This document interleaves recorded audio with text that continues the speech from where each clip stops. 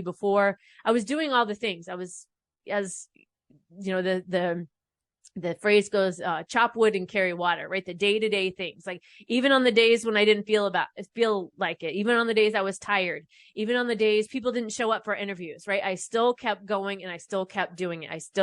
I just kept doing it. And she was talking about how, because when I had originally came to visit with her, I said, I want to do this. I want to have this I want to earn income from this, right? I want to be able to have a business from this, which is what I'm doing. And I didn't realize that until I was in there with her, because she said, I said, I can't even remember how it came up, but she said, well, you're doing it. You're doing the thing that you told me you wanted to come in here and do. And I'm like, you're right. Like, why was I was looking at it as, until I was, again, some future date down the road, right? That, oh, when I get to this point, right? When I have this many subscribers or this many downloads, or I earn this much money, then it will mean that I'm, quote, really doing it. But for now, I'm just kind of playing around and practicing, or, whatever. And then it's like, well, wait a minute. No, this is the thing. Like, day to day, this is the thing. This is the thing that I'm doing. This is the day-to-day action, showing up, putting in the work, doing the exercises, doing the interviews, rescheduling the interviews when people don't show up. This is the thing that I said that I want, and I'm doing it and I'm having it. Yet until that moment with her talking about that, I didn't realize that. I don't know. I was not looking. Again, my perception was, if it wasn't going to be until some future date that I was allowing myself to have it, or that it would be real or official, when all along it is real and official, because I'm doing it. I'm doing all the things that I said I wanted to do. So again, another example of having the thing that I want, but I wasn't able to see it in that way. I was looking at it as some other thing, as some future thing or something else. But I have the thing that I want. Just like with my relationship with my boyfriend, I have the thing that I want. And it took two people seeing it from the observer, observing from the outside, not tied into the situation at all, commenting to me about that, for me to understand and realize that, wait a minute, I have two big things that I said, that I've written down for years, that I've said I wanted. I have those things. I finally have those things. So am I going to allow myself to have them? Right. And again, with how it changed with my boyfriend, it changed my view of how I do the show. It changed my view of how I show up for the interviews. It changed my view of how I handle my finances for the business, right? Because I have the thing that I want. I am finally allowing myself, like, admitting that to myself, accepting that, and not telling myself it's some future far off date. So having what you want, but being unable to see it. The reason why I bring this up is, many reasons, but it's annoying. It has always been annoying to me, that phrase, everything you want is already here, because I never understood it until now. I never understood it because as I've been going through my spiritual journey, my own life path, my thought was, well, if I had the thing that I wanted, I would see it, right? I would see it.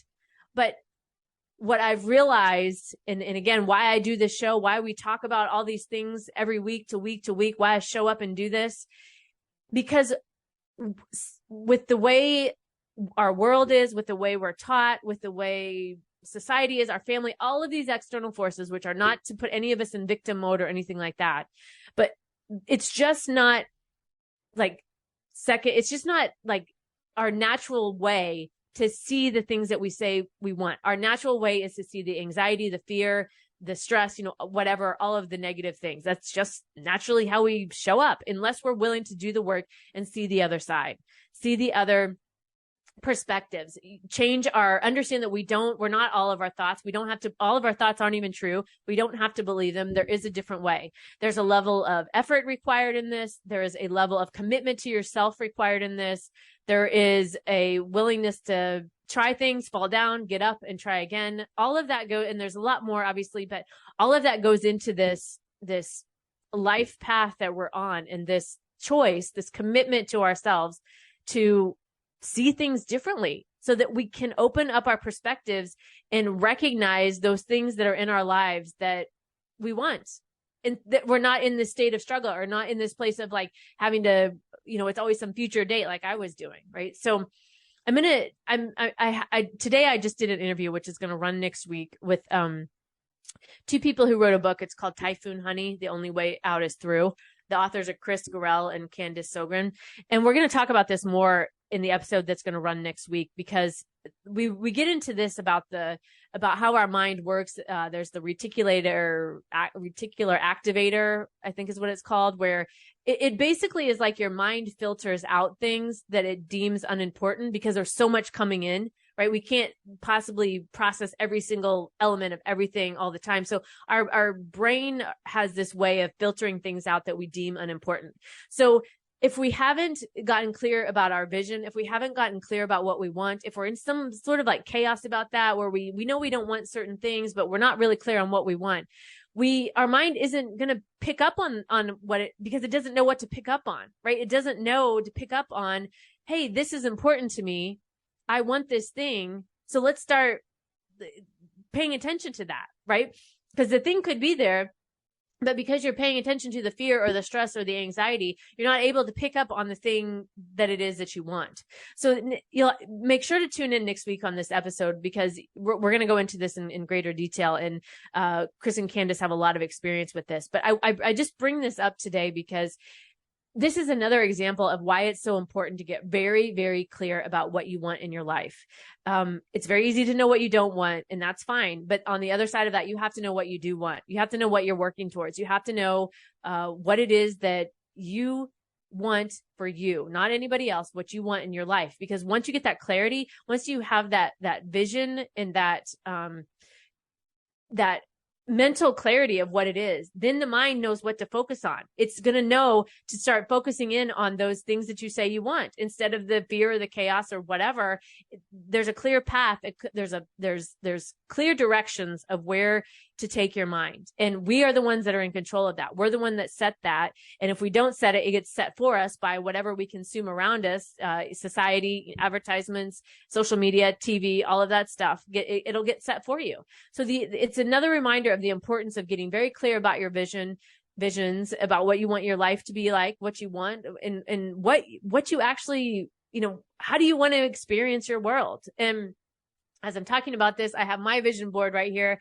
It's actually on my other screen over here, because when we know what we want, we can see the opportunities when they come up. When we know what we want, we can see that we're in the relationship that we say we want.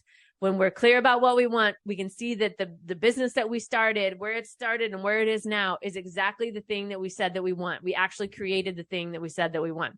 But if we don't allow our perception to open up, expand, and see something different, we will always feel like we're waiting for some future event to actually arrive at the place that we say we want to be. So it's a lot. I know it's a lot, but it's worth it. It's worth it to do this work. It's worth it to commit to yourself. It's worth it to pay attention to what you're thinking, and it's worth it to sit down and take the time to decide what it is you want.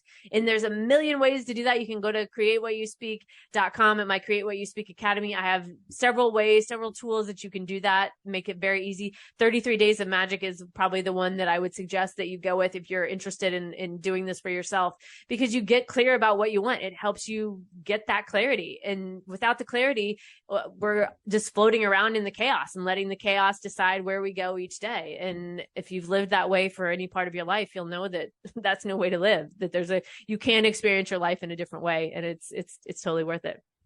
So, all right. So that's it for this week on this topic of having what you want, but not being able to see it. I would love to know your thoughts on this. You can email me, sloanfremont@pm.me. Remember, social media is in the show notes. If we're not connected on there, let's get connected today and leave a comment on my social media. If you have questions, if you agree with me, if you disagree with me, if you've had an experience in your life about this, I would love to hear it. I would love for you to share it with me. You can definitely share it in the Telegram channel. There's a chat in there, so it makes it really easy to put your comments in there. So other than that, I think that's it for this week. So again, be sure and stay tuned next week when I talk with the authors of Typhoon Honey. If you have other authors you would like me to bring on the show, please feel free to reach out to me. Let me know what questions you have. I'm always listening. All right. That's it. You've been listening to the Create What You Speak podcast, brought to you by webtalkradio.net. You can also hear this podcast on Spotify, iHeartRadio, Stitcher, Apple Podcasts, and your favorite podcasting platform. I'm Sloan Fremont, and I hope you'll join me for the next episode of the Create What You Speak podcast, where we will continue to free our minds, expand our consciousness, and untangle those thoughts and patterns that keep us from living the life we desire. Check out my website, sloanfremont.com, to learn more.